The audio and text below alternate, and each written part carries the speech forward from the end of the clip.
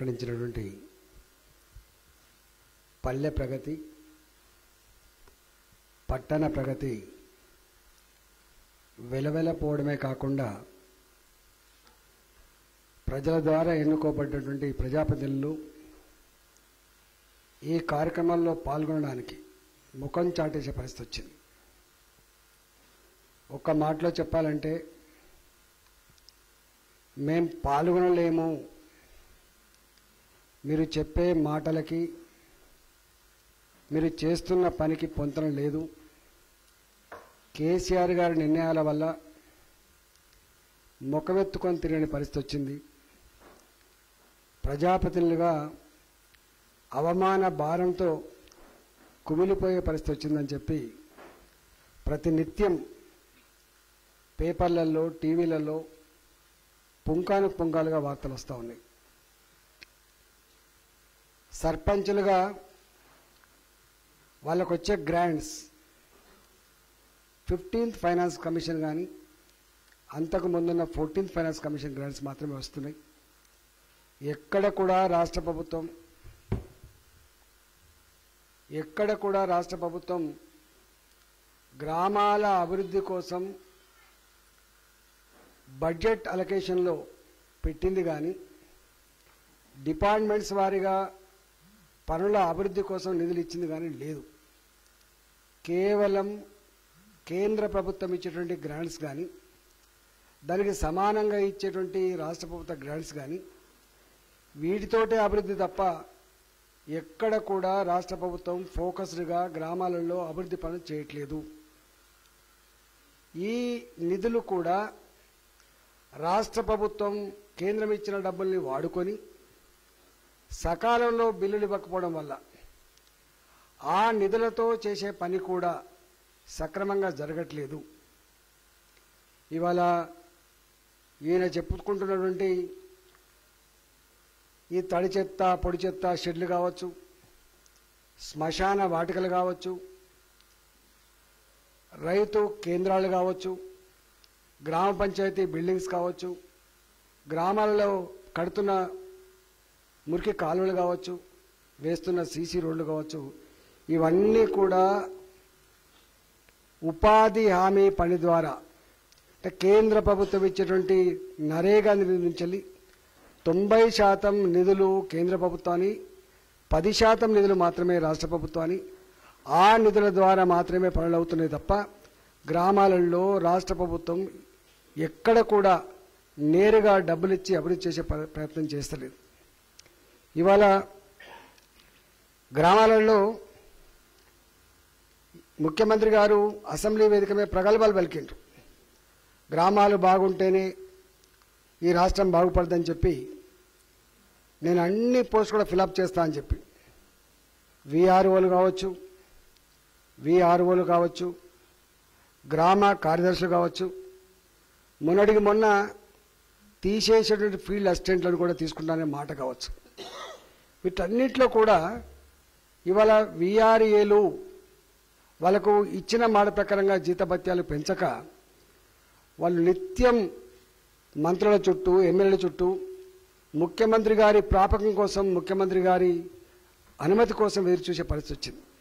వాళ్ళకి ఇలా ప్రశాంతత లేదు. గరీబోళ్ళు, వాళ్ళు మస్కూరోళ్ళు అంటారు వాళ్ళని. గ్రామాలలో అన్ని సేవలు కూడా వాళ్ళే చేసే ఆస్కారం ఉంటుంది. కానీ వాళ్ళకు అపాయింట్మెంట్ లేదు, వాళ్ళకి ఇచ్చినటువంటి మాట ప్రకారంగా జీతభత్యాలు పెంచింది లేదు, వాళ్ళు చక్కగా వాడుకునేది కూడా లేదు. విఆర్ఓలని రిక్రూట్మెంట్ చేస్తున్నప్పుడు మొత్తం వీళ్ళ చేతిలోనే అభివృద్ధి ఉంటుందని చెప్పిండ్రు. రెవెన్యూ వ్యవస్థ ప్రక్షాళన చేస్తా అని చెప్పిండ్రు. కానీ వాళ్ళు ఎంత దారుణం అంటే వాళ్ళు పాపం ఇంజనీర్లుగా ఉన్న వాళ్ళు, పీజీలుగా చేసిన వాళ్ళు, పెద్ద పెద్ద చదువులు చదివిన వాళ్ళు రెవెన్యూ డిపార్ట్మెంట్కి వస్తే ఫ్యూచర్ ఉంటుంది, ప్రమోషన్లు వస్తాయని చెప్పి జైన్ అయితే 2 సంవత్సరాలుగా విఆర్ఓలను ఎక్కడ కూడా డ్యూటీస్ వేయకుండా కేవలం జీతాలు పే చేస్తూ నరకం అంటే ఏందో భూలోకంలో అనుభవించేటువంటి నీచానికి పాల్పడుతున్న వ్యక్తి కేసీఆర్ గారు.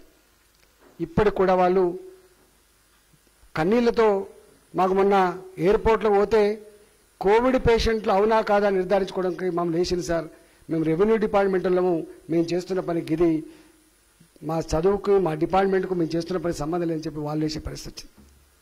గ్రామ కార్యదర్శులకు కూడా 6 గంటలకే మీరు ఊర్లలో ఉండాలని చెప్పి ఆదేశాలు ఇచ్చి మీ పనితనం మీద ఆధారపడి 2 సంవత్సరాలు దాటిన తర్వాత పర్మనెంట్ చేస్తా అని చెప్పి 2 సంవత్సరాలు దాటిపోయినప్పటికి కూడా పర్మనెంట్ చేయకపోగా గదే కన్సాలిడేట్ పేమెంట్ కింద వాళ్ళని కొనసాగిస్తుంది తప్ప గ్రామ కార్యదర్శులు అనేక మంది రిక్రూట్ అవుతున్నప్పుడు వాళ్ళకు కూడా ప్రమోషన్ వస్తాయని చెప్పి ఎదురు చూసిండ్రు. వాళ్ళకు కూడా భవిష్యత్తు ఉందని ఎదురు చూసిండ్రు. పెద్ద పెద్ద చదివిన వాళ్ళలో వచ్చిండ్రు. కానీ అనేక మంది ఈ పరిస్థితి చూసిన తర్వాత ఈ ప్రభుత్వం ఒక సైకోలాగా శాడిస్ట్ లాగా వాళ్ళు పెడుతున్న ఇబ్బంది వల్ల కొంతమంది మానసికంగా ఒత్తిడికి తట్టుకోలేక చనిపోయిన వాళ్ళు ఉన్నారు. కొంతమంది వాళ్ళు రిజైన్ చేసిన వాళ్ళు ఉన్నారు. ఇది వాళ్ళ దుస్థితి. ఇవాళ ఫీల్డ్ అసిస్టెంట్లు కూడా కేంద్ర ప్రభుత్వం అడ్మినిస్ట్రేటివ్ ఛార్జెస్ కింద నరేగా కింద మనకు డబ్బులు వస్తాయి. కేవలం వాళ్ళు ఏదో డబ్బులు సంపాదించుకుంటున్నారని తెల్లగా బతుకుతున్నారని అక్కడ సర్పంచ్లుగా పోటీ చేస్తున్నారని ఎంపీటీసీలుగా పోటీ చేస్తున్నారని చెప్పి వాళ్ళ మీద కక్ష కట్టి వాళ్ళని తొలగిస్తే మొన్న అసెంబ్లీలో మీరు ఆ పార్టీ దగ్గర పోయిండ్రు ఈ పార్టీ దగ్గర పోయిండ్రు మీరు సమ్మె చేస్తా అని బెదిరించిండ్రు అందుకే మీరు తీసేసిన ఇక ఇప్పుడు ఇస్తపో ఇప్పుడు ఇక మార్చి వేస్తపో అని చెప్పి నిండు సభలో మార్చిలో చెప్పిండ్రు. మొన్నటి బడ్జెట్ సమావేశాలు అనుకుంటే చెప్పిండ్రు. ఇప్పటి వరకు కూడా ఫీల్డ్ అసిస్టెంట్ల విషయంలో వాళ్ళకు అతిగతి లేదు. ఇవాళ గ్రామాలలో ఈ విధంగా ఉంటే ఇంతకుముందే మేము ఎంటర్ అవుతున్నప్పుడు డిఎస్సి 2008లో బీఈడి డిఈడిల పంచాయతీ నోటిఫికేషన్లో డిఈడిలకు ఎంత ఇవ్వాలి బీఈడిలకు ఎంత ఇవ్వాలని చెప్పి ఏం లేకుండానే నోటిఫికేషన్ ఇచ్చారు. మెరిట్ ప్రకారంగా మెరిట్లో వాళ్ళు బీఈడి వాళ్ళు సెలెక్ట్ అయ్యారు. వాళ్ళు అప్పుడు లాబింగ్ చేసి కోర్టుకు పోతే ఈ బీఈడి వాళ్ళు తీసుకోవద్దని చెప్పి ఇస్తే సెలెక్ట్ అయిన వాళ్ళు మెరిట్లో సెలెక్ట్ అయినటువంటి వాళ్ళని ఆల్రెడీ స్కూళ్ళను అలకేట్ చేసిన వాళ్ళని ఇలా ఉద్యోగాల నుంచి పక్కకు పెట్టారు. 2016లో ముఖ్యమంత్రి గారు నేను దయతలుస్తా అని చెప్పి మాట కూడా ఇచ్చిండు. 2016 పోయి ఇప్పటికి 5 ఏళ్ళు అవుతుంది. ఆయన మాత్రం కలవరు. ఆ ఇచ్చిన మాట మాత్రం నిలబెట్టుకోరు. బీఈడి మెరిట్లో సెలెక్ట్ అయినటువంటి వాళ్ళ సంగతి ఇదే. అప్పుడు ఉమ్మడి రాష్ట్రం కాబట్టి ఇదే ఆంధ్రప్రదేశ్లో అక్కడి ముఖ్యమంత్రి గారు ఆ బీఈడిలో సెలెక్ట్ అయిన వాళ్లకు అన్యాయం జరిగిందని చెప్పి అక్కడ మాత్రం ఉద్యోగాలు ఇచ్చారు. అంటే పక్క రాష్ట్రానికి ఈ రాష్ట్రానికి ఎంత వ్యత్యాసం ఉందో ఒకసారి మీరు చూడమని చెప్పి కోరుతున్నాం. అంటే కలవరు, వినరు. ఏ మంత్రులకు కూడా ఇవాళ ఎడ్యుకేషన్ మినిస్టర్ గారు దీని గురించి పట్టించుకోవాలి, కానీ ఎడ్యుకేషన్ మినిస్టర్ గారికి ఆ సాహసం చేయలేరు. ముఖ్యమంత్రి చెప్పే పరిస్థితి లేదు. ఇట్లా గ్రామాలలో ఈ పల్లె ప్రగతి, పట్టణ ప్రగతి ఇవాళ ఎవరు కూడా పోవడానికి సాహసం చేయట్లేదు. దీని మీద ప్రభుత్వం బేజాలకు పోకుండా ఇవన్నీ కూడా ఈ గ్రామీణ ప్రాంతాల్లో ఇవి చక్కగా అమలు కావడానికి, గ్రామాలు అభివృద్ధి చేయడానికి ఈ వ్యవస్థలన్నీ కూడా ఇచ్చిన మాట ప్రకారంగా వాళ్ళ విధులు కనుక ఇస్తే అవి చక్కగా జరిగే ఆస్కారం ఉంది. పల్లెలు బాగుపడే ఆస్కారం ఉంది. లేకపోతే మళ్ళీ వల్లకాడుగా మారే ప్రమాదం ఉందని చెప్పి ముఖ్యమంత్రి గారు హెచ్చరిస్తా ఉన్నారు. దానికి తోడుగా మహిళా సంఘాలు, మీకు తెలుసు మహిళా సంఘాలు గ్రామీణ ప్రాంత అభివృద్ధిలో ఎంత కీలకమైనటువంటి పాత్ర పోషిస్తాయో నాకు తెలిసి అలా ఈ పట్టణ ప్రగతిలో, పల్లె ప్రగతిలో లేదా జనాభా లెక్కలైనప్పుడు కావచ్చు, ఓటర్ల లెక్కలైనప్పుడు కావచ్చు, అన్ని పనులకు ఒక్క మాట చెప్పాలంటే గ్రామాలలో ఏ పనులు జరగాలన్నా మహిళల సహకారం లేకుండా సాధ్యం కాదు. విఓఏలుగా దాదాపు 18,000 మంది విఓఏలుగా ఎవరైతే ఉన్నారో వాళ్ళు అనేక సార్లు మమ్మల్ని ఎట్టి చాకరీ చేయించుకుంటున్నారు ముఖ్యమంత్రి గారు అని చెప్తే 3,900 రూపాయలు జీతం ఇచ్చి 2,000 రూపాయలు సంఘాల నుంచి తీసుకోమని చెప్పి ఇస్తే ఆ సంఘాలలో ఉంటేనే తీసుకుంటే లేకపోతే లేదు. అట్లా విఓఏలు ఇవాళ ఇదే ఉమ్మడి ఆంధ్రప్రదేశ్లో అటు మాత్రం విఓఏలుగా ఉన్న వాళ్ళు నెలకు 10,000 రూపాయల జీతం తీసుకుంటే ఇలా సంపద కొదవలేదు. ఇది ధనిక రాష్ట్రం అని చెప్పేటువంటి ముఖ్యమంత్రి, ఇది ప్రోగ్రెసివ్ గవర్నమెంట్ అని చెప్పే ముఖ్యమంత్రి, అన్నిట్లో అందరికీ ఆదర్శవంతంగా ఉండేటువంటి ముఖ్యమంత్రి అని చెప్పేటువంటి ఈ రాష్ట్రంలో మాత్రం విఓఏలకు పక్క రాష్ట్రంలో మనతో కలిసిమెలిసి ఉన్న రాష్ట్రంలో వాళ్ళ జీతభత్యాలు మాత్రం 10,000 రూపాయలు, మన వాళ్ళు ఇచ్చేటువంటి జీతాలు మాత్రం 3,009 రూపాయలు. మరి ఈయన ప్రోగ్రెసివ్ ఉన్నాడా, మరి పక్కోళ్ళు ప్రోగ్రెస్ ఉన్నాడో ఒకసారి ఆలోచన చేసుకోమని చెప్పి కోరుతా ఉన్నాను. ఇన్సల్ట్గా ఫీల్ కాకు, మీరే చెప్పండి, మేము చెప్పట్లేదు ధనిక రాష్ట్రం అని చెప్పి. ఇవాళ విఓఏలకు ఏ మాట అయితే ముఖ్యమంత్రి గారు ఇచ్చిండ్రో ఆ మాట తక్షణమే అమలు చేయాలని చెప్పి నేను డిమాండ్ చేస్తున్నాను. అదేవిధంగా 48 లక్షల మంది ఉంటారు మహిళా గ్రూపులలో రూరల్ ఏరియాలో. ఒక 14-15 లక్షల మంది అర్బన్ ఏరియాలో ఉంటారు. మొత్తం కలిస్తే 63 లక్షలు 64 లక్షల మంది మహిళలు. ఇవాళ మనకు తెలుసు మహిళలకు ఆర్థిక పరిపుష్టి చేయాలని, వాళ్ళు చల్లగుంటేనే కుటుంబాలు బాగుపడతాయని చెప్పి గొప్ప ఆశయం కోసం ఇలా చేయబడుతుంటే ఈ మహిళా సంఘాలు. ఈ మహిళా సంఘాలలో ఆనాడు కేంద్ర ప్రభుత్వం ఆనాడు 10 జిల్లాలు ఉండే మనకు. 10 జిల్లాలలో దాదాపు 5 జిల్లాలు మహబూబ్ నగర్, ఆదిలాబాద్, కరీంనగర్, వరంగల్, ఖమ్మం, ఈ 5 జిల్లాలు బ్యాక్వర్డ్ జిల్లాల కింద ఉండే. మిగతా 5 జిల్లాలు బ్యాక్వర్డ్ జిల్లాలు కాదు. ఈ 5 జిల్లాలలో కూడా ఇవాళ వడ్డీ లేని రుణాల విషయంలో కేంద్ర ప్రభుత్వమే 3 లక్షల వరకు ఆ మహిళలు తీసుకున్నటువంటి రుణాలకి 7% వడ్డీని కేంద్ర ప్రభుత్వం చెల్లించింది. కేవలం మనం చెల్లించాల్సింది 3.5%, 4% వడ్డీని బట్టి. ఒక బ్యాంకులో 11% ఉండొచ్చు, ఒక బ్యాంకులో 11.5% ఉండొచ్చు, ఒక బ్యాంకులో 12% ఉండొచ్చు. ఎంత ఉన్నా కూడా కేంద్ర ప్రభుత్వం బ్యాక్వర్డ్ జిల్లాల కింద ఇస్తున్న 7% తీసేస్తే మిగతా 4%, 4.5% రాష్ట్ర ప్రభుత్వం పే చేసింది. కానీ ఇక్కడ ఎక్కడ కూడా కేంద్ర ప్రభుత్వం యొక్క పేరు మాత్రం ఉండదు. కేంద్ర ప్రభుత్వం ఇస్తున్నట్టు కూడా ఎక్కడ చెప్పరు. మిగతా జిల్లాలకు తెలంగాణ రాష్ట్ర ప్రభుత్వమే మొత్తం పే చేయాలి. కానీ ఇవాళ ఎన్నికలు వస్తే తప్ప 2018 ఎన్నికల కంటే ముందు మహిళలు కోపగిస్తారేమో, మహిళలు గ్రామాలలో మనకు తొడపాశం పెడతారేమో, కర్రకాల్చి వాత పెడతారని చెప్పి భయపడి ఇవాళ అప్పుడు కొంత రిలీజ్ చేశారు.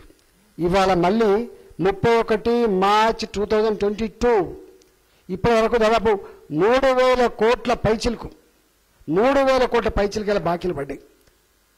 ఇవాళ కేంద్ర ప్రభుత్వం మహిళా గ్రూపులకి రాష్ట్రాలు సరిగా పట్టించుకోవట్లేదు, సరే ఇట్లేదని చెప్పి ఒక కొత్త జీవో ఇచ్చింది. ఇవాళ మొత్తం దేశవ్యాప్తంగా మహిళలకు ఒక శుభవార్త ప్రకటించింది. 20 లక్షల వరకు కూడా రుణాలు తీసుకునే వెసులుబాటు కల్పించింది కేంద్ర ప్రభుత్వం. సర్కులర్ ఇచ్చిండు, ఇంకా పూర్తిగా అమలు కాలేదు. ఇచ్చి వాళ్ళు ఏమన్నారంటే ఒక క్లాజ్ పెట్టిండు. ఏ సంఘాలైతే రిచ్గా ఉన్నాయో, ఏ సంఘాలైతే పర్ఫెక్ట్గా ఉన్నాయో, ఎక్కడ కూడా ఇబ్బంది లేకున్నాయో అలాంటి సంఘాలు 20 లక్షల వరకు కూడా తీసుకునే వెసులుబాటుకు ఇలా అనుమతి ఇచ్చింది కేంద్ర ప్రభుత్వం. రాష్ట్ర ప్రభుత్వం కూడా 5 లక్షల వరకు ఉన్నటువంటి రుణాలని 5 లక్షల వరకు ఇప్పటిదాకా ఏదైతే పరిమితి ఉందో దాన్ని 10 లక్షల రూపాయలకు పెంచారు. ఇవాళ దీంట్లో కేంద్ర ప్రభుత్వం ఎంత మీరు రుణం తీసుకున్నా 20 లక్షల వరకు ఎంత తీసుకున్నా కూడా 3 లక్షల వరకు ఒక సింగిల్ పైసా లేకుండా మొత్తం 12% ఉన్నా 11% ఉన్నా ఆ వడ్డీని మేమే పే చేస్తామని చెప్పి వాళ్ళు జీవో ఇచ్చింది. అంటే ఒక్క మాట చెప్పాలంటే ఇవాళ కేంద్ర ప్రభుత్వం ఎంత ఉదార స్వభావంతో ఎంత గొప్పగా మహిళల పట్ల ఆలోచించి ఇవాళ వాళ్ళు ఆ పని చేస్తూ ఉంటే ఇక్కడ ఈ రాష్ట్ర ప్రభుత్వం మాత్రం వాళ్ళకు ఇచ్చే డబ్బులు కూడా ఇవ్వట్లేదు. 64,000 సంఘాలు కొత్త ఏర్పడితే రివాల్వింగ్ ఫండ్ ఇవ్వాలి రాష్ట్ర ప్రభుత్వం. ఒక సింగిల్ పైసా కూడా రివాల్వింగ్ ఫండ్ ఇవ్వలేదు. ఆ 64,000 సంఘాలకు కేంద్ర ప్రభుత్వం ఒక్కొక్క మహిళా సంఘానికి 15,000 రూపాయల చొప్పున ఇవాళ రివాల్వింగ్ ఫండ్ ఇచ్చి ఆదుకున్న చరిత్ర కూడా ఇవాళ కేంద్ర ప్రభుత్వాన్ని. అంతేకాదు మహిళా సంఘాలలో పనిచేసిన మహిళలకి సొంత కాలం మీద నిలబడాలని చెప్పి వాళ్ళకు గ్రామీణ ప్రాంతాల్లో అగ్రి బేస్డ్ ఇండస్ట్రీస్ కోసం యూనిట్స్ కోసం వాళ్ళు అలౌ చేసి ఒక్కొక్క మహిళకు మీరు కనుక గొప్పగా చేసుకుంటా అంటే మేము ప్రోత్సహిస్తామని చెప్పి ఒక్కొక్క మహిళా సంఘాల్లో ఉన్న వాళ్ళకు 40,000 రూపాయలు చెప్పిన గ్రాంట్ ఇస్తుంది కేంద్ర ప్రభుత్వం. ఎంతమంది పెట్టుకున్నా కూడా వాళ్ళకు సపోర్ట్ చేయాలని చెప్పి 40,000 రూపాయల గ్రాంట్ ఇస్తుంది. కానీ ఈ రాష్ట్ర ప్రభుత్వం మాత్రం ఆ మహిళలకు ఆ యూనిట్స్ పెట్టుకుంటే 5 పైల బిల్ల కూడా వీళ్ళు ఇవ్వట్లేదు. ఇవ్వకపోగా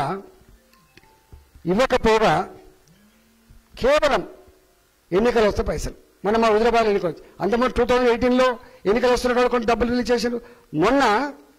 మొన్న హుజరాబాద్లో ఎన్నికలలో ఓట్లు పడాలి కాబట్టి మహిళలు ఓట్లు పడాలి కాబట్టి ఒక్క హుజరాబాద్లో వస్తే తప్పు పడతారని చెప్పి వరంగల్ జిల్లాకు కరీంనగర్ జిల్లాకు ఈ రెండింటికి మాత్రం 54 కోట్ల రూపాయలు ఇచ్చి తప్పుకున్నారు. కదా నేను ఒకటే డిమాండ్ చేస్తా ఉన్నా రాష్ట్ర ప్రభుత్వాన్ని, మహిళల వసూలు తీయకండి.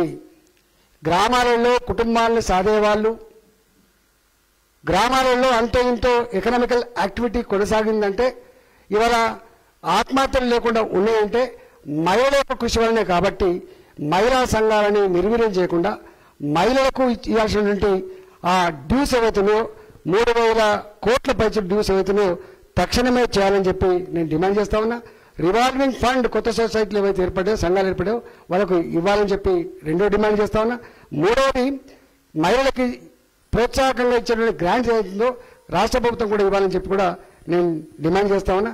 అన్నిటికంటే బాధ అనిపించే అంశం ఏంటంటే ఇవాళ మహిళలు పేదవాళ్ళు, వాళ్ళకేమో వడ్డీ రేట్లు 11.5%, 12% ఉంటాయి. పెద్ద పెద్ద పారిశ్రామికవేత్తలకు మాత్రం వడ్డీలు కేవలం 7.5%, 8% ఉంటాయి. నాకు తెలిసి మహిళలు తీసుకున్న రుణాల విషయంలో 99% డబ్బులు రీపేమెంట్ అవుతాయి. ఆ మహిళా సంఘ గ్రూప్లో ఉంటుంటే ఒక వ్యక్తి కనుక కట్టకపోతే ఆ మహిళా సంఘంలో ఉంటుండే మిగతా మెంబర్లే కలెక్షన్ చేసేటువంటి ఏజెంట్గా మారిపోతారు. ఒకవేళ మహిళ కనుక కట్టకపోతే మిగతా మహిళల దగ్గర కట్ చేసుకునే ఆస్కారం ఉంటుంది. కాబట్టి దాదాపు 99% పైబడి మహిళా సంఘాలు తీసుకునే రుణాలు ₹1 కూడా ఏవైతేకు ఆస్కారం లేకుండా కట్టేటువంటి గొప్ప వ్యవస్థ. కాబట్టి ఇవాళ అదే పెద్ద పెద్దలు అయితే రుణాలు తీసుకుంటే ₹1,000 కోట్ల ఎగబెడితే మనం చూస్తూ ఉన్నాం, ₹1,000 కోట్ల ఎగబెడతా ఉన్నారు. ఇవాళ దీని విషయంలో కూడా మేము కొంత ఇంట్రెస్ట్ రేట్ తగ్గించాలని దాని విషయంలో మేము రిప్రజెంట్ చేస్తూ ఉంటాం. అదేవిధంగా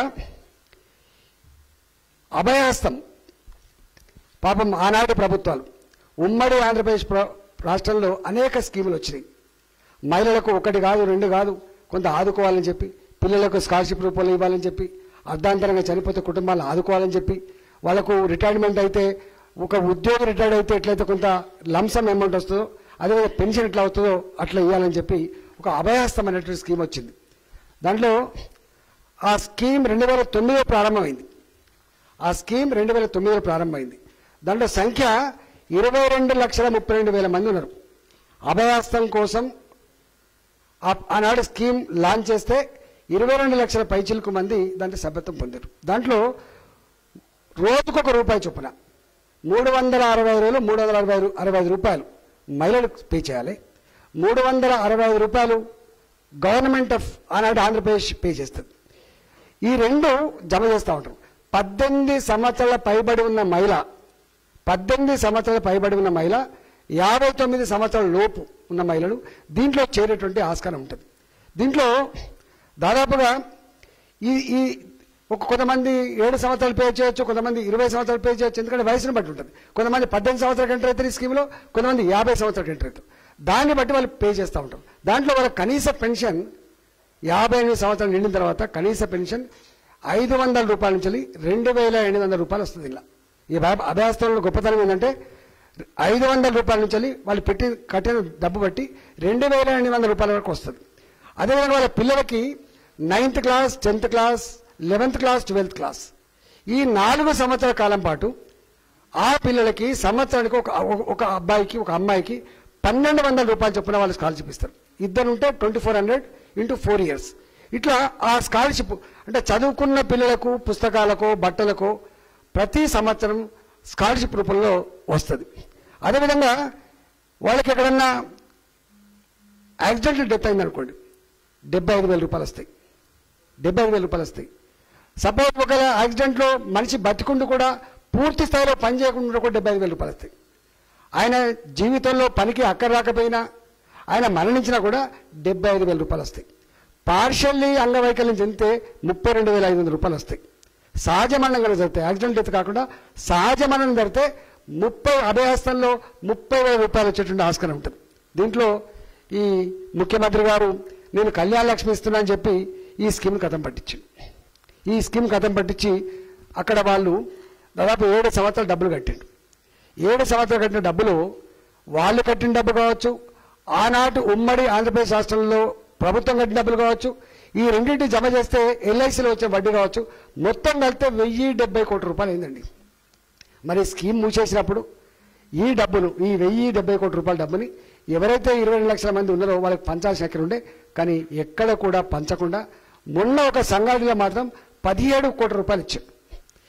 ఎల్ఐసి నుంచి వెళ్ళి ₹1,070 కోట్ల ఈ రాష్ట్ర ప్రభుత్వం డ్రా చేసి ఆ మహిళల సొమ్మును ఆనాటి ఆంధ్రప్రదేశ్ రాష్ట్రంలో కట్టినటువంటి సొమ్ముని ఆ కట్టిన సొమ్ముకు వచ్చిన ఇంట్రెస్ట్ డబ్బుల్ని వాళ్ళ డబ్బును వాళ్ళకి ఇవ్వకుండా డ్రా చేసుకొని మన 17 కోట్ల రూపాయలేమో అక్కడిచ్చిండ్రు, 401 కోట్ల రూపాయలకేమో బీఆర్ఓ ఇచ్చిండ్రు.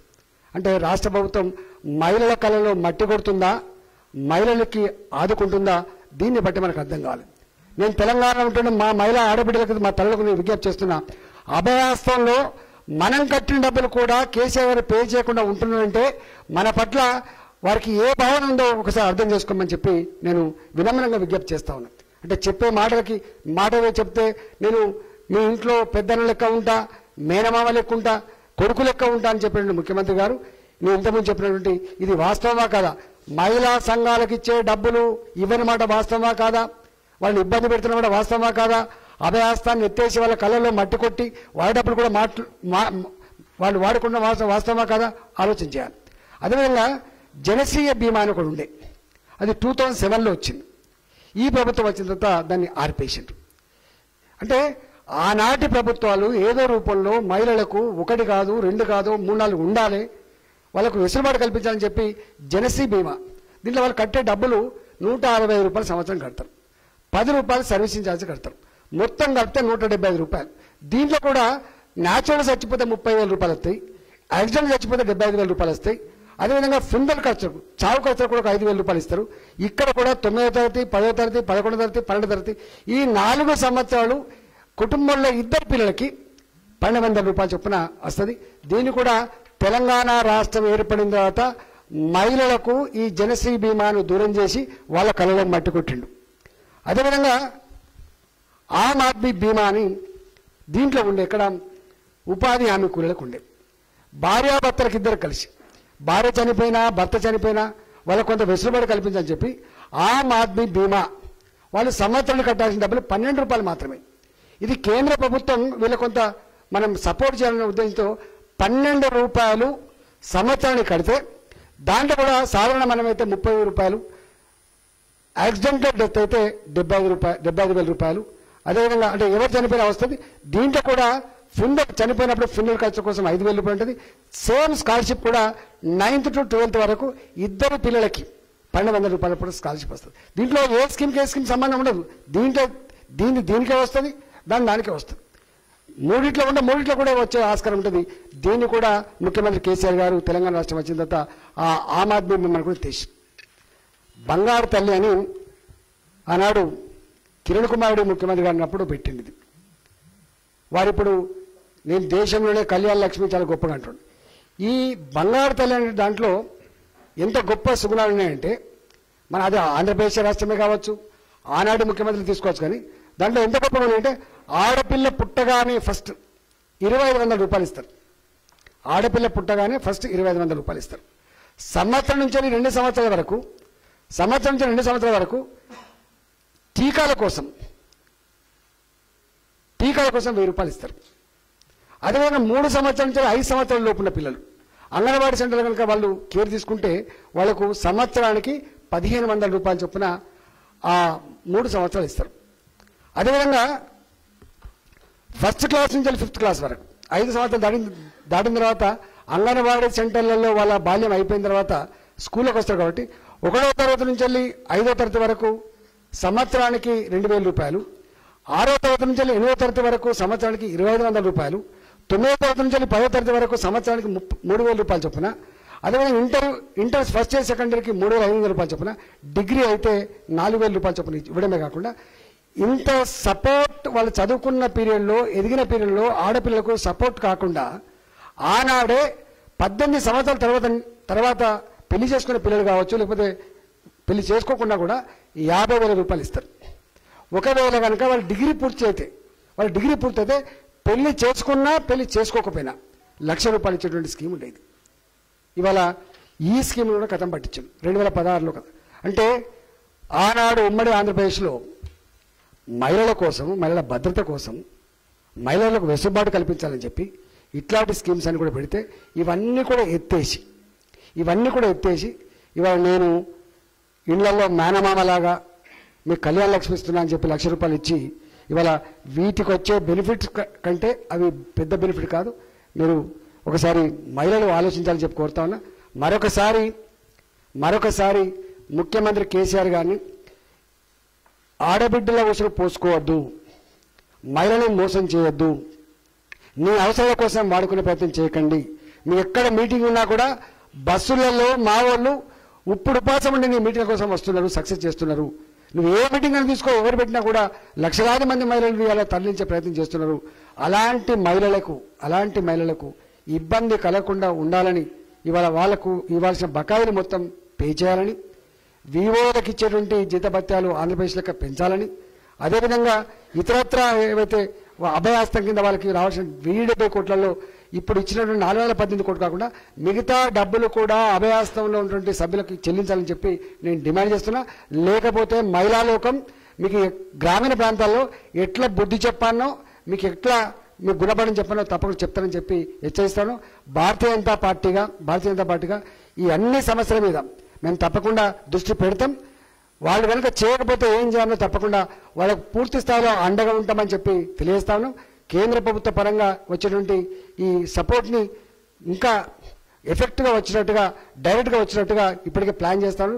తప్పకుండా అందించడానికి భారతీయ జనతా పార్టీ ఎల్లవెల్లలా మీకు అండగా ఉంటుందని చెప్పి తెలియజేస్తాను.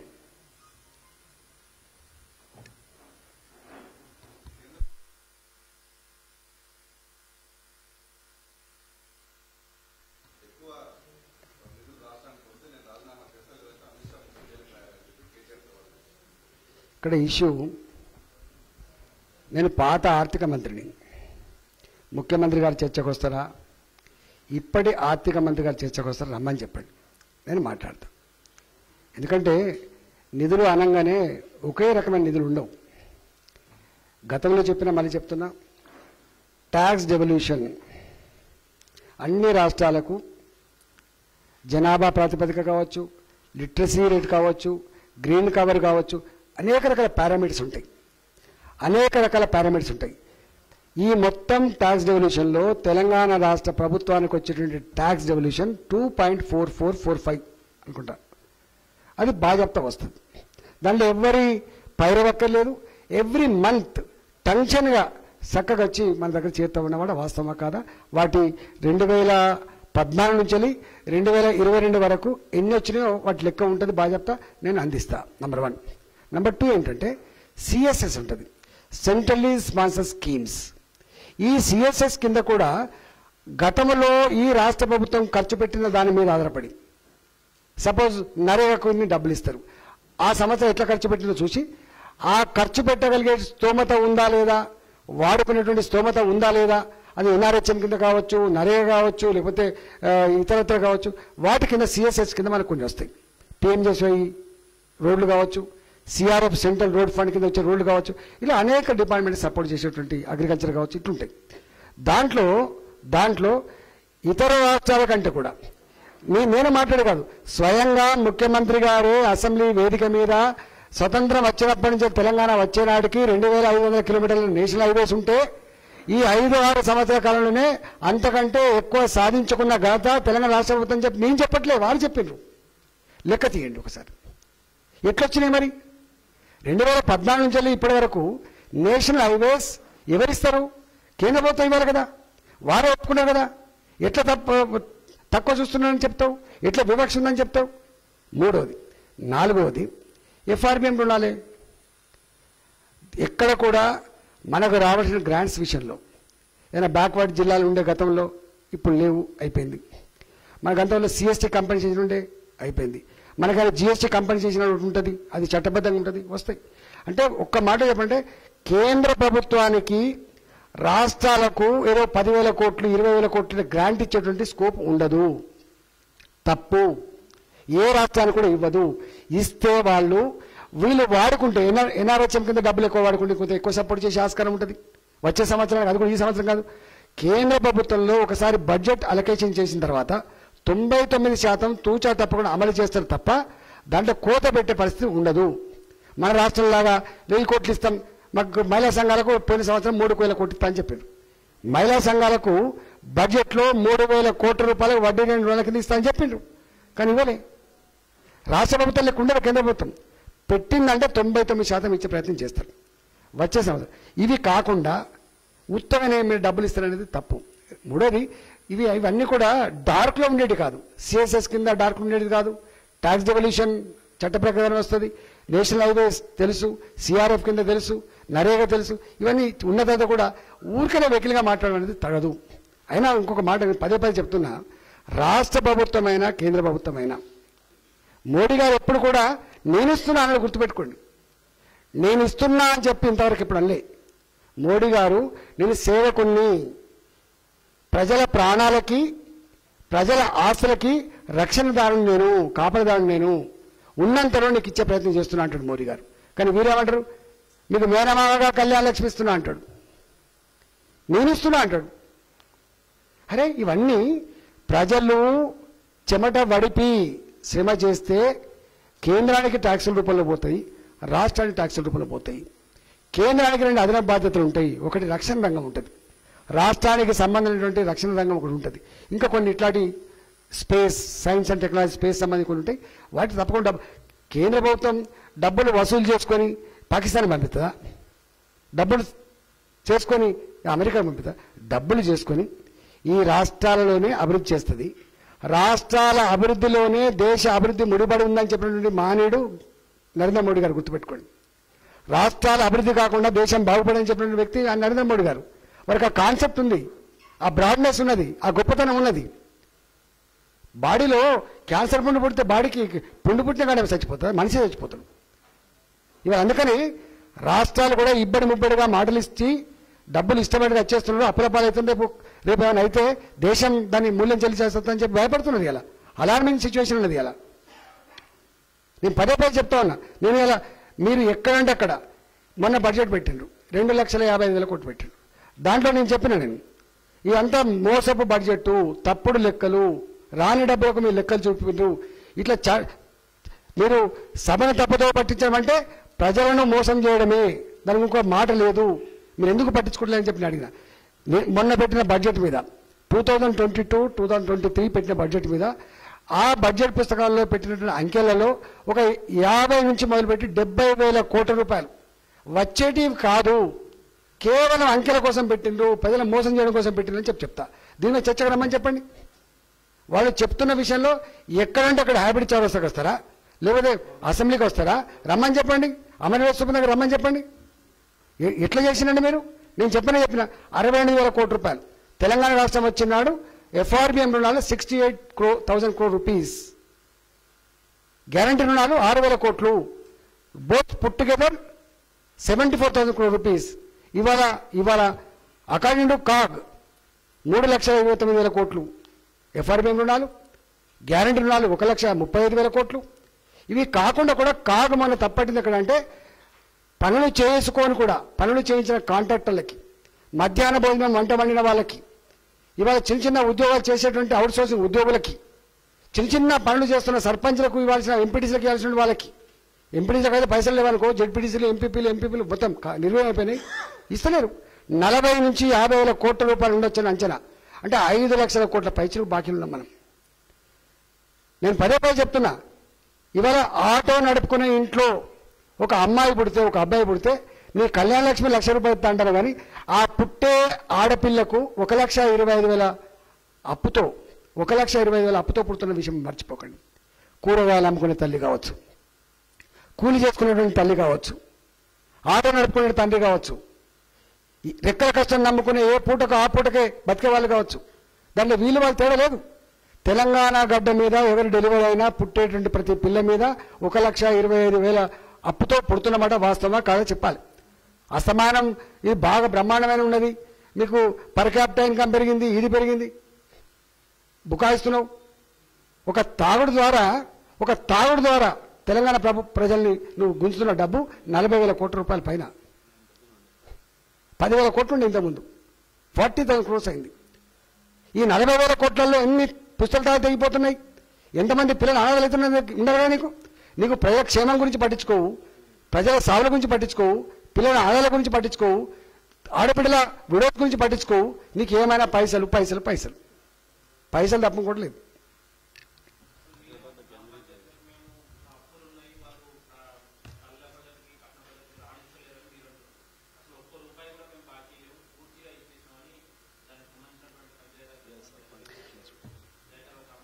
నేను కాదు, బీఆర్ఓలు ఇవ్వచ్చు, బీఆర్ఓలు వస్తాయి, కానీ డబ్బులు పోవు. ఇప్పుడు కేంద్రం ఎందుకు ఆలోచన చేస్తుంది ఒకసారి చూడండి.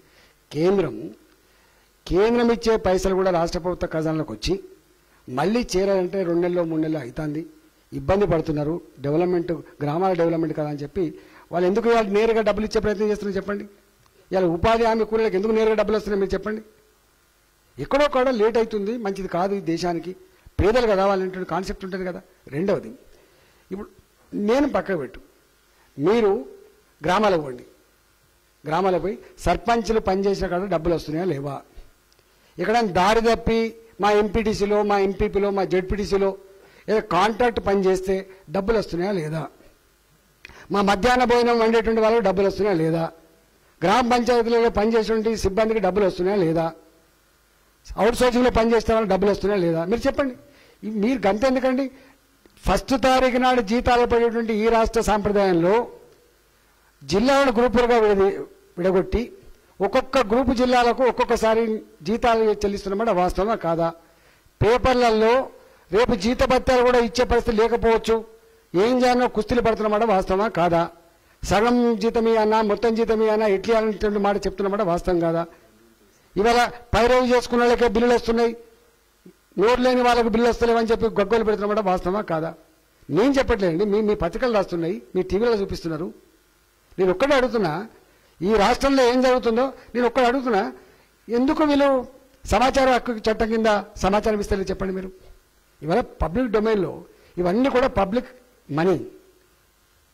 మనీకి ప్రజల కదా బాధ్యులు, ఓనర్లు. ప్రజల డబ్బును ఎక్కడ ఖర్చు పెడుతుందో, ఎట్లా ఖర్చు పెడుతుందో చూసి అధికారం పేలకుండా ఉండదా? ముఖ్యమంత్రి గారికి ఉంటుందా చెప్పండి? కస్టోడియన్గా పనిచేసే ముఖ్యమంత్రి గారికి హక్కులు ఉంటున్నాయి, ఎవరైతే డబ్బు కోనర్లో వాళ్ళకి హక్కులు లేకుండా పోతున్నాయి.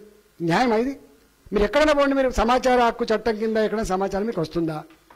సమాచారం లేకపోతే ఎట్లా మాట్లాడతాం? అందాగా మాట్లాడే తప్ప భయపడుతున్నారు అధికారులు. ఏదైనా సమాచారం అడిగితే గతంలో టక్కన తీసి ఇచ్చేటోళ్ళు. మాకు ఒక ఎమ్మెల్యే ఫోన్ చేస్తే, ఒక ప్రజాప్రతినిధి ఫోన్ చేస్తే టక్కన సమాచారం ఇచ్చేటోళ్ళు. ఇలా దరఖాస్తు ఇస్తే ఎందుకు ఇయ్యడు, పెట్టుకుంటాడు దాని కింద, ఏం సమాధానం ఉండదు. ఇంత భయం ఎందుకు ఉండాలి నీకు చెప్పండి?